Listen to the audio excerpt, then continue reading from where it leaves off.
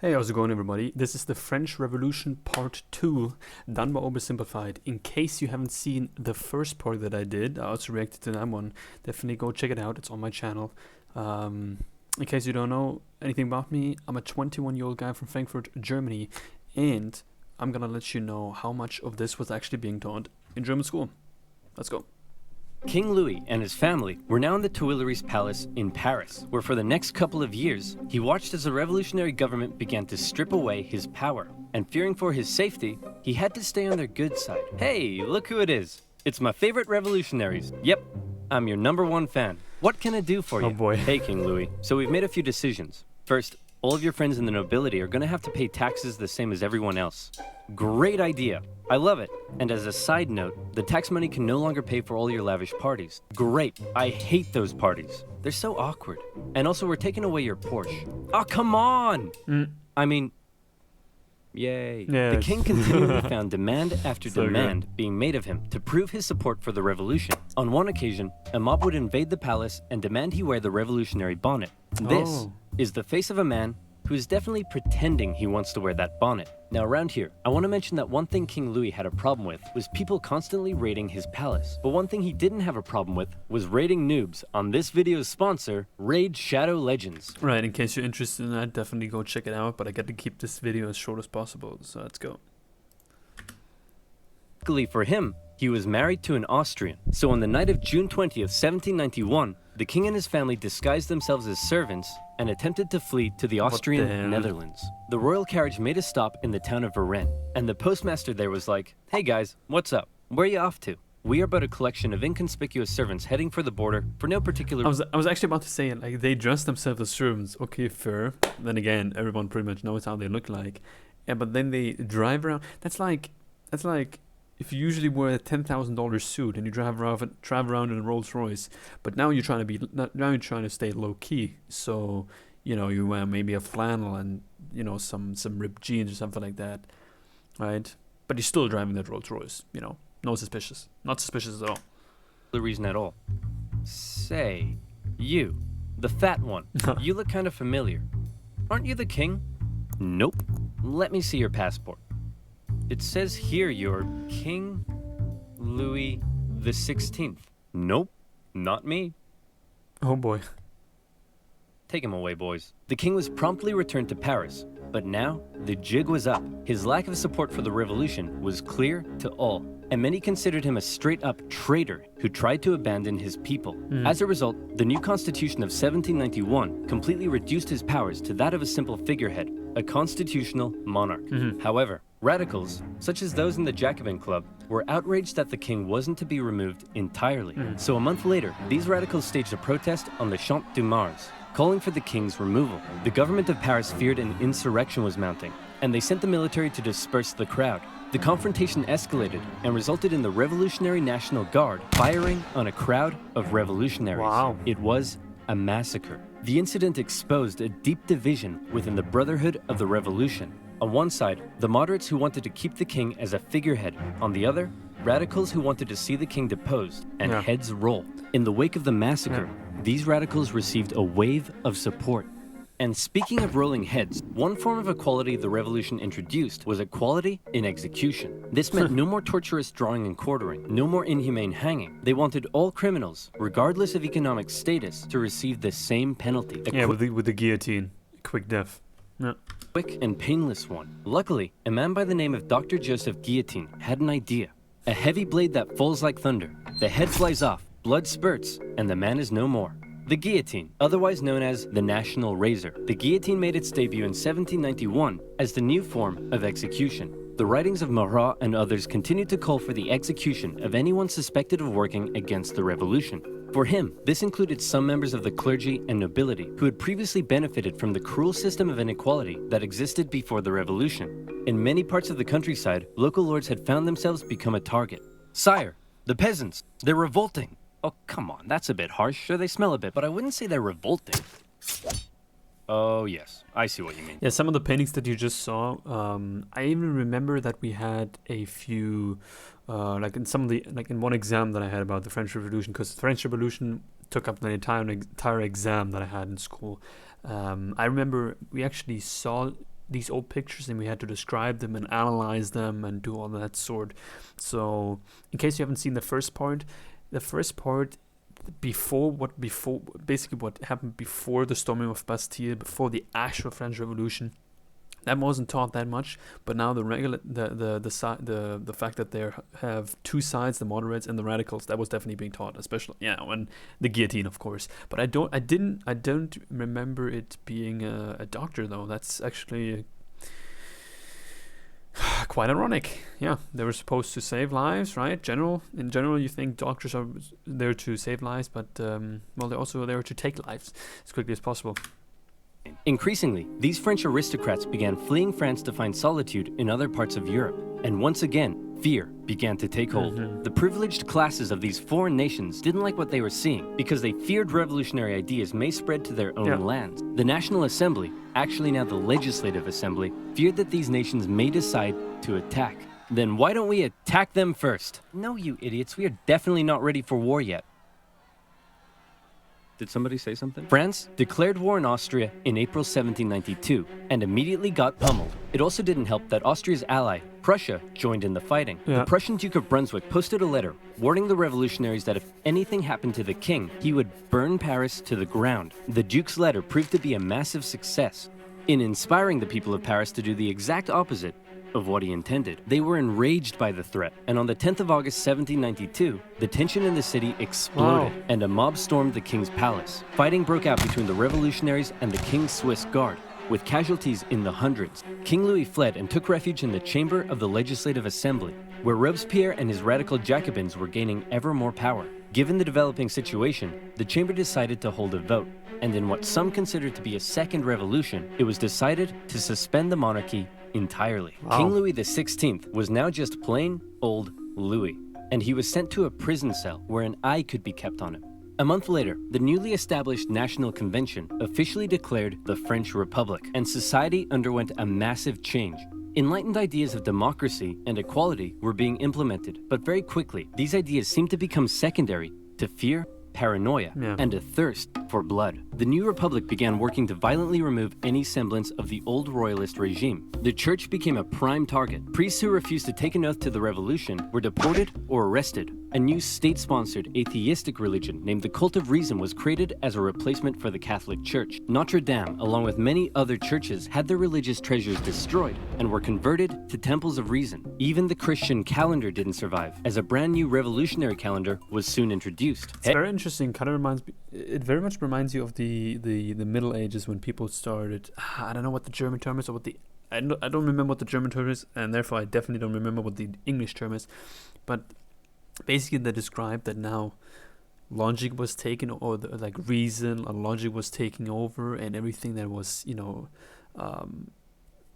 considered religious, like all that wasn't what you had to orientate yourself to. No, now actually reason and logic took over. If anyone of you know what I'm talking about, there's a specific term for that. I'll be very thankful. Hey, honey, I'm home. Yeah, whatever. So I kind of have a deja vu when it comes to that right now. Jerk. Whoa, what's wrong with you? You forgot. Forgot what? Everything. This entire year. My birthday was on the 3rd of Germinal, our anniversary was the 12th of Thermidor, and you promised that in Freimaer, we'd go on a romantic weekend trip to Venice. No, I said we'd do that in December. December hasn't been a thing for years. The government of Paris, now under the control of the radical sans-culottes, began rounding up suspected enemies of the revolution and sending them to prison in the thousands. Naturally, a large number of those arrested were members of the clergy and aristocracy. As France's foreign enemies continued to close in, panic spread. Georges Danton made impassioned calls for men to defend the Republic, and tens of thousands of troops left Paris for the front lines. However, in their absence, Paris was left to its own devices. As enemy troops arrived in Verdun, the people of Paris feared that their crowded prisons were becoming a breeding ground for counter-revolutionary conspiracy. What would happen if the Prussians reached Paris and freed the aristocrats? Marat believed he knew what would happen. The aristocrats would enact their vengeance on the people. Fearing those they had already imprisoned, mobs descended on Paris's prisons. They broke in, and during the brutal September massacres, aristocrats, priests, and others were tried and executed on the spot. Even women and children weren't spared. Not taking With any over chances. 1,600 victims, word of the massacre spread across Europe. One British newspaper wondered, are these the rights of man? Is this the liberty of human nature? But there was still one man in particular that Robespierre and his radicals really wanted to see executed. Austria and Prussia pledged that after they defeated France, they'd return King Louis to the throne. Well, checkmate Austria and Prussia, because you can't return a man to the throne if he's already dead. Citizen Louis Capet was put on trial for treason. Obviously, he was found guilty, but his punishment was less certain. Many moderates wanted to simply deport him, but Robespierre insisted the revolution could only live if the king was dead. A vote was held, and by just one vote, Louis was sentenced to the guillotine. If you don't mind, I'd like to say a few words first. Wow. Gentlemen, I am innocent of everything of which I am accused. Wait, you're too loud. They can't hear me. Hang on, I haven't finished yet. Wait, dude! Wow. I don't remember that actually being the case, that there was that close of a vote. Holy... Wow. Things could have been very different, maybe. Who knows? Uncool. In her prison cell, Marie Antoinette heard the guns fire, signaling her husband's death. Before long, she would meet the same fate. Yeah. Back on the war front, France defied all expectations and actually managed to push the enemy back. But then more countries joined the coalition against France, and it all went to pot again. What do? Conscript the masses. The National Convention introduced a conscription law, with each regional department having to meet a certain quota of men for the army. However, not everyone was happy with this new law. You see, while Paris was definitely a hotbed for radical revolutionary fervor, some of the regions outside of Paris weren't quite so keen on the revolution. Some were largely still conservative, still supported the church, and just didn't suffer from that much inequality before the revolution. So as the revolution turned increasingly violent and anti-Christian, many were outraged. Now, they were being conscripted to fight for the new republic they hated. That was the last straw. Yeah, that's the thing. I mean, you want change. You want change in your country, but then all of a sudden you ring out basically everyone around you and make it so that they pay attention to you. I mean, you can't just execute thousands of people in your own country and think that nothing's gonna happen, even if you think that you're right, that you're doing the right thing. It's just not happening, and that happens with both the good and the bad side. Counter-revolutionary uprisings erupted in a number of regions across France. Some would last for years, such as in the northwest, where a large-scale uprising was led by the Owls. Why were they called the Owls? Because their leader was named Jean Owl. Why was he called Jean Owl? Possibly because he could do a really good impression of an owl. Really? That's what we're going with? Owls? Just because this guy can do an impression of one? Hit him with it, Jean. Hoot, hoot. Yeah, okay, that's pretty good. The Chouannerie uprising lasted all the way until 1800. In the summer of 1793, the southern city of Toulon invited the British Navy over for some tea and crumpets. And then they asked if they'd possibly like to... I don't remember this actually being the case. I think, honestly, it's been a couple of years, but I think history in my school actually pretty much stopped right after the king was executed, or maybe after Antoinette was being executed as well. But I don't remember these small wars going on in France. I don't think that was actually being taught. Stay and occupy the city. Being an important naval base, this was a heavy blow to the Republic, who sent a relatively unknown young captain by the name of Napoleon Bonaparte to help stage the siege of the city. Toulon was recaptured by France in the winter. Never mind, this was being taught. I'm an idiot. And for his service, Napoleon was promoted to the rank of Brigadier General. The most infamous counter-revolution, however, occurred in the Vendée region. Throughout 1793, revolutionary forces clashed with the region's Catholic and Royal Army. The Republic defeated the counter-revolution through cruel pacification. In particular, General Jean-Baptiste Carrier committed brutal atrocities. In one instance, he had thousands of civilians, priests, women, and children tied to ships, which were then sunk. Carrier would later be found guilty of war crimes and executed. Wow. Back in Paris, the government was still dominated by moderates. With the war going badly, revolts in the provinces, and the economy getting worse, it seemed the government just wasn't doing a very good job. Radicals' fear for the safety of the revolution intensified, and Marat even began calling for the moderates in the government to be executed. In return, the moderates called for the arrest of Marat. This led to a chain of events with the two sides in heated conflict. Robespierre declared the Jacobins to be an insurrection and called on the people to arm themselves. It all ended on the 31st of May 1793 with the National Convention surrounded by radical sans-culottes and 29 moderate Girondin politicians arrested.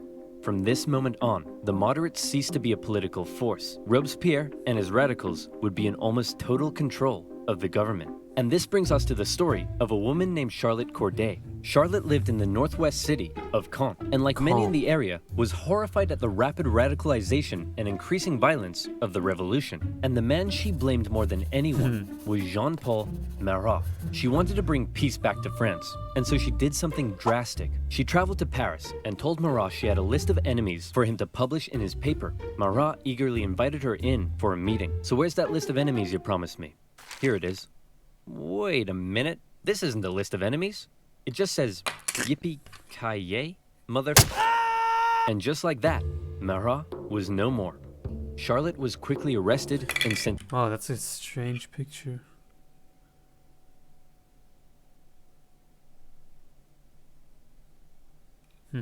And just like that, Marat was no more. Charlotte was quickly arrested and sent to the guillotine. Her dream of restoring peace, however, died with her. Marat became a martyr. In temples of reason, symbols of the dead Marat became the new crucifix. In death, he became an even more powerful inspiration for the extreme levels of violence that were about to rip throughout the new republic. And that's right, here comes the Reign of Terror. If you thought this revolution already sounds pretty violent, well, you ain't seen nothing yet, son. The radicals were now in control, and they believed not only was France surrounded by foreign enemies, but that within the masses, there were also plenty of internal ones too. Individuals not loyal to the revolution, conspiring to bring about its downfall. Robespierre and the rest of the radical faction were having none of it. A new committee of public safety was established with 12 members. I was about to say, we gotta get some spies in there. Its purpose was to protect the new French Republic from its enemies, and it basically became a 12-man dictatorship with Robespierre as its leading voice. The Revolutionary Tribunal was also reinstated, a special court created to streamline the process of trying suspected enemies and handing out their death sentences. With these two new institutions, Robespierre wanted to scare France's enemies straight. In September 1793, it was announced that terror would be the order of the day. That's crazy. In other words, fear had become official government policy. And from then onwards, we enter into the period known as the Reign of Terror. Spies and secret police were everywhere and watched the people closely. France's public had to be extremely careful what they said and how they behaved. Obviously, criticizing this new system, or the government, would quickly have you sent off to the guillotine. But that's not all. Even the most minor offense could have you tried before the Revolutionary Tribunal. Hello, Citizen Martin. Hello, Monsieur Dubois. Monsieur? Did I just hear you say Monsieur? That's the old style of address, my friend. To the guillotine! You know what? I didn't like him, but I do feel kinda bad for the king and his family. Oof, expressing sympathy for the royal family, are we? To the guillotine! 12 sous for a loaf of bread? That's way overpriced. To the guillotine! Man, this bread line is taking forever. To the guillotine! And you look like you're thinking anti-revolutionary thoughts.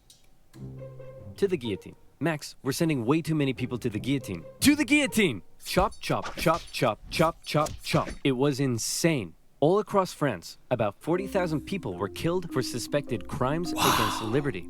Let's say your neighbor won't stop mowing the lawn at 7 in the morning. Well, then all you gotta do is tell the government they've been talking smack about the revolution. And there's a good chance they'll end up in front of the Revolutionary Tribunal. Maybe they'll even be executed, taking a metaphorical load off your shoulders and a literal one off theirs. The most prominent victim of the Reign of Terror was a certain Marie Antoinette, who was finally tried and found guilty of treason in 1790. Does she have a Star Wars figure on her, like as her hair? That's very strange. 93. She expected she'd be brought to the guillotine in a royal carriage, fit for a queen. All the Republic could provide for her, however, was a wooden tumbril. At 37 years old, the most hated woman in French history met her end on the 16th of October, 1793. Just Robespierre had saved the... That is actually insane. I mean, just previously, when there was a massacre happening, when people got shot, he said, a couple hundred here, maybe 1,000 here, you'd still go, holy shit, 1,000, that's 1,000 too much, right? But then they have no problem. They have no problem with just slicing up some people, just killing like 40,000 at once. And that was for basically, you can also consider it one event, which is just, spying on people. That's holy. Revolution through terror. Internal dissent was being suppressed. The food situation was no longer quite as bad. Even the French military had got its act together again and pummeled the Allies at the Battle of Fleurus. For Danton and his followers, the time was right to try to normalize the French Republic. Hey Robespierre, so we were thinking that since things are finally going better, maybe we should rein in the terror. And while we're on it, we could possibly start taking it easier on the church. And also try to end this costly war. To the guillotine. Oh, crap. As time went on, Robespierre seemed to go, for lack of a better term, a bit mental. He was hell-bent on creating what he called a republic of virtue, and for him, this meant amping up the bloodshed even more. Throughout the spring and summer of 1794, executions reached an unprecedented level during a period known as the Great Terror. Even those closest to him found their way to the guillotine if they dared oppose his ideas and actions. Hey, but if you keep executing people, 1800 there were far less people than there were nowadays. So if you keep killing your own people, at some point you're gonna have to ask yourself, oh, where are my troops in case other countries are gonna want to invade me? You're not gonna have any troops ready for war, right? If you keep doing this shit. And he began alienating himself from the rest of the convention. He created a new deistic religion called the Cult of the Supreme Being, along with the new annual Festival of the Supreme Being. Man, I think Robespierre is really starting to lose it. He thinks he's a god or something. Nonsense. Sure, he's gone a little extreme, but he doesn't think he's a god. My children, bathe your immortal souls in the virtue of my republic. Okay, yeah, he's completely lost it. Robespierre's ultimate mistake, however, came on July 26th, when he made a speech to the National Convention, in which he said this: I have in my hand a brand new list of enemies to be sent to the guillotine, and many of you are on this list, but I'm not going to tell you who yet. What do you think of that? I think we should send Robespierre to the guillotine first. Yeah. All in favor? Don't forget, you might be a very powerful man, but still, you're only one person. One person. Oh, no. 2 days later, Robespierre became the final victim of the monstrous terror and paranoia he had created. Many historical accounts of the revolution end here with the death of Robespierre and his terror. But the revolution officially continued for another 5 years, until 1799. So what happened between 10 now years. and then? Well, after the fall of Robespierre, a more moderate political group called the Thermidorians took control of the convention. They wanted to restore stability to the government. Now, Robespierre's allies and other radicals who had fueled the terror themselves became the target of political suppression. Bourgeois street fighters took on the radical sans-culottes in the streets during a period named the White Terror. In 1795, the Thermidorians drafted a new constitution and created a government called the Directory, with the purpose of preventing power from being able to fall into the hands of a single individual again. As this new government was being established, royalists who wanted to bring the monarchy back to France saw this moment as an opportunity to strike. Yeah. They staged an insurrection in Paris and battled with the National Guard in the streets. Luckily, one Napoleon Bonaparte happened to be in Paris at the time. Yes, and right. What did he actually do the entire time? Totally forgot about him. Sorry, guys. he took control of the situation, firing on the crowd and putting down the insurrection. From this moment on, the people of Paris would never again be able to stage a popular uprising and lost their control over the revolution. For his actions, Napoleon became a general and was sent to take control of the French armies in Italy. The new Directory remained a fairly ineffective government for the remainder of the revolution. It was plagued with corruption and struggled to keep the economy afloat, and as a result, wasn't very popular. For the people of France, with the strict social customs of both royalist France and the terror gone, they didn't really know what to do with themselves. Men no longer removed their hats when talking to women. Different classes began intermingling, and a publication began circulating that looked a lot like a modern dating app. Les Amadou? Les Amadou? I don't know what that means. If any of you speak French, definitely let me know. I actually did learn French in school for like 5 to 6 years, and I remember, I remember a little bit, but not what this means. Amadou, probably some very strange words. It was social anarchy. Outside of France, the war continued. In 1795, I actually only know how to say what can I say? I think I can say my name is Nicholas and I'm from Germany, something like that. Like je m'appelle Nicolas, je viens d'Allemagne. I think that's what that means.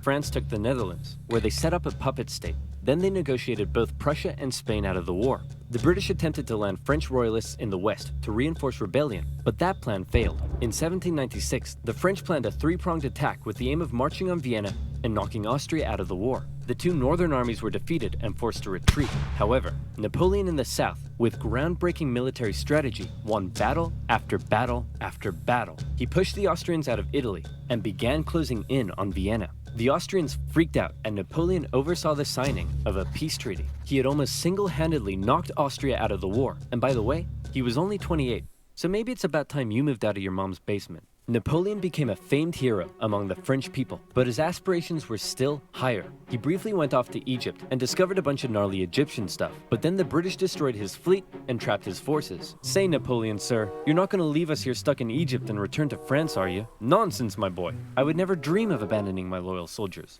Wow, what's that over there?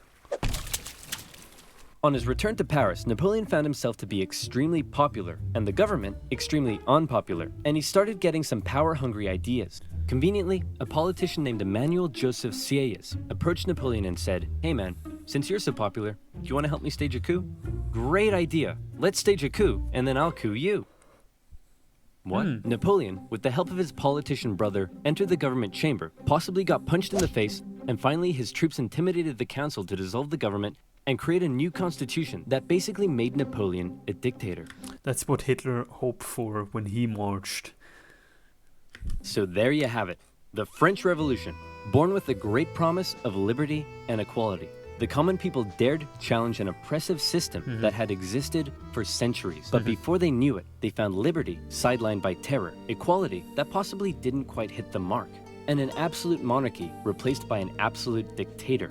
Napoleon began stabilizing French society. He restored the Catholic Church and got rid of that crazy calendar, among other things. But he remained ever ambitious. He was France's first consul, but he slept soundly at night dreaming of being something even bigger.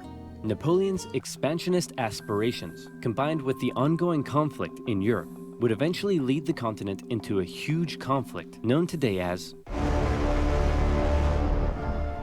the Napoleonic Wars. Oh, I wonder, that's probably one of the things that OverSimplified is going to do in the future. Damn.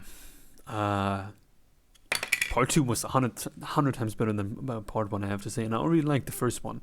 Yeah, like I said, the whole Napoleon era and all the wars, I don't think that was being taught too much in German school, but the whole, Robespierre, that was the key figure in what was being taught in Germany, that's for sure. What other wars do you think, what other historical events do you think OverSimplified should do next, or is gonna do next? One of the two. I'm very curious, because he did World War One, he did World War Two, he did Russian Revolution, French Revolution. I mean, so much shit already. I'm trying to think if he might do Vietnam. I could see him do Vietnam, but I don't think too many people would be interested. I don't know. Never know. Anyway, guys, don't forget to like, comment, and subscribe, and definitely let me know in the comments if you enjoyed, and if you have any recommendations on what I should react to next. Write it down, write the title, and I'll search it on YouTube and I'll put it on my bucket list. Alright guys, I hope you enjoyed, and I'll see you soon. Bye.